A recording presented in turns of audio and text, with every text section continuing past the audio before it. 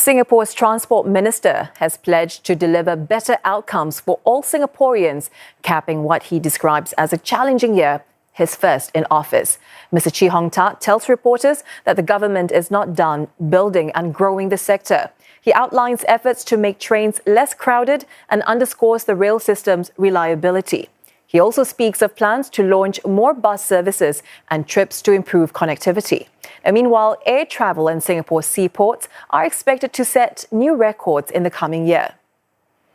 Train commuters who travel before or after the morning peak period will receive more cost savings of up to 80% of the journey fare, on top of the 50% discount. It's one way the Land Transport Authority plans to ease congestion. More details like timing will be provided when ready. Nadirah Zaidi has more. Travelling by train from Punggol to Dhoby Ghaut usually costs about $1.80, but you could be paying as little as 26 cents if you tap in before or after the morning peak. It's part of the Travel Smart Journey program enhancements, which will also be extended to more bus services. For a start, the discounted fares will apply for trips from Punggol, Sengkang, Buangkok, Hougang MRT stations on the Northeast Line, and Punggol and Sengkang LRT stations. I think it's important for us to make sure that we have adequate capacity through both MRT and bus. The buses can play two roles to complement the MRT. One is to bring residents to the city directly, but the buses can also help to bring residents to other MRT lines. So if you provide more options for residents to choose, then you also then increase the overall capacity and you allow smoother commute for everyone.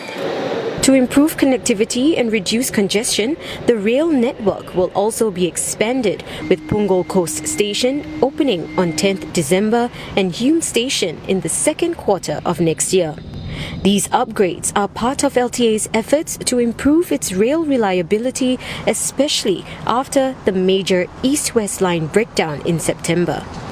The MRT network achieved a mean kilometres between failure of about 2.2 million train kilometres for the 12-month period till end November 2024, an improvement from the 2 million the previous month. When asked about his lessons and takeaways from the train failure incidents, Mr. Chee said, "And as we build up more MRT lines, we have a bigger network. Your surface area of how things may go wrong will also increase. I really hope we don't have to go through this again, but we also have to be realistic that incidents will happen from time to time. And as a nation, we will be faced with crisis also from time to time." He adds that strong teamwork is critical to solve a crisis and that authorities continue to review to see how to do better after every incident. More bus services will be rolled out from January next year, giving commuters in the north and northeast greater connectivity to the city and nearby MRT stations. The Land Transport Authority says this is to better respond to changing travel patterns and demand across Singapore. It says it will continue to review and adjust the bus network. Alexandra, Anand with more. Two new short-trip bus services are making it easier for students at Temasek Polytechnic to get to and from the nearest MRT station during peak periods. It's part of efforts by the LTA to improve connectivity to new estates in Punggol, Tengah, Tampines and Yishun. Whenever not a new estate, even a new part of a town is developed, you find that it takes some time for buses to come in. So now the idea is to put it in quickly. These buses, and then also putting in more services to more stations.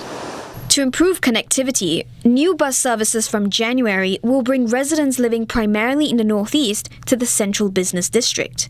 Another new service in Woodlands aims to enhance connectivity to nearby MRT stations like Marsiling and Woodlands South. Transport Minister Chee Hong Tat says that while ridership for these services may not be high initially, with costs taking longer to recover, these new buses are necessary to provide connectivity, though that could mean shifting resources so that overall funding for buses will be kept stable. There is a need to continue to rationalize some of the buses, the long trunk routes that run in parallel with MRT lines that have experienced a significant drop in ridership, so that we can free up the resources to support some of the new feeder buses and express buses in the new areas. Besides more routes, up to 900 million Singapore dollars will be used to buy more buses, hire more bus captains, service staff, and build new infrastructure. One analyst adds that there may be other issues that need to be addressed, such as congestion, as more buses are added. This will mean having more bus lanes or... We can even do virtual bus lanes. So when there's no bus, all can use it. The moment a bus comes, it says, please give the lane to me. It's like virtual bus lanes. He adds that another method could be to reduce the number of buses calling at each stop, so that traffic can move faster and smoother. Now, Transport Minister Chee Hong Tat says his ministry is considering other usage-based pricing tools to avoid the risk of traffic congestion. Examples of usage-based pricing include pay per use or charging based on the distance travelled or time used. Still, Mr. Chee stresses there is no need to tighten up the car population. If people own the car but they don't drive it all at the same time during peak hours and there's no congestion, actually that itself is not a problem. In the future, if we decide to do it, for example, distance-based charging or other types of usage-based charging, then it gives us even more leeway to be able to introduce further injections of COE supply beyond the 20,000. Mr. Chee says the 20,000 additional COEs will not affect longer-term supply, but would reduce peaks and troughs. He says overdoing the cut and fill method, which borrows car supply from future years, would add volatility down the road. The assurance that the car dealers and the buyers can have is that between now and the peak in 2026, we will make sure that every quarter the supply will continue to gradually rise for categories A, B, and C, so that we give people a sense that you don't have to worry about the supply. Mr. Chee also says the strong growth momentum in the last 2 months has seen a rebound in the aviation sector, with Changi Airport's traffic volume next year expected to exceed pre-COVID levels. The airport handled over 60 million passenger movements in the first 11 months of 2024, a 15% jump compared to the same period last year. Continued travel demand from key markets like India, Korea and Japan, and long-haul destinations like the US, UK and France contributed to growth. More airlines were welcomed and new city links were formed to connect Changi to 165 cities worldwide. Singapore's seaport also remained resilient this year and is on track to achieve several peaks. Container throughput for the first 10 months of the year grew to 34 million shipping containers, the highest on record. Bunker sales volumes also expected to hit another high. Mr. Chee says Singapore needs to stay nimble to maintain this strong showing.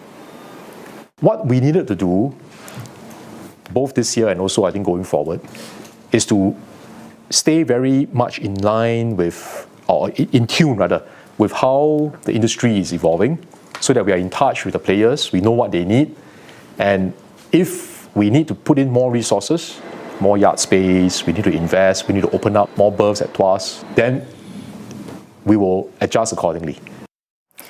Mr. Chee reflected on the ups and downs of his year so far as Transport Minister. He faced issues from the turbulence hit Singapore Airlines flight to a major oil spill and rail disruptions. Now, he says how he has performed so far is for Singaporeans to decide.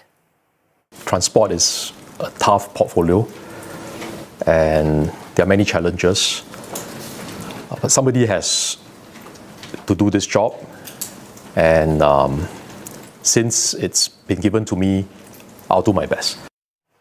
Mr. Chee also says some of his key takeaways from the past year is to keep calm as a leader, solve issues, and not point fingers. There are a few things to bear in mind when I go through these incidents.